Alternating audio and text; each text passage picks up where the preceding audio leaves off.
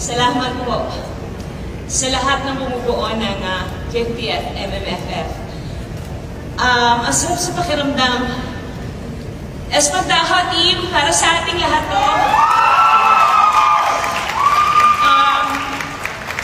Of course, to my director, Corazza, Direk Chitoronio, Chris Martinez, Attorney Joji, thank you for the trust.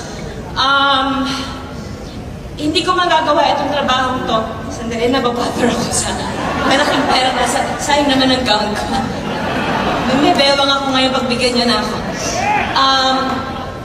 Of course, to my nanay LT, Tita Chanda, sa aking anak dito, si Kian, this wouldn't be possible if it weren't for your great support. Acting is reacting. Naniniwala akong hindi ko magagawa yung trabaho ko kung hindi dahil sa inyo.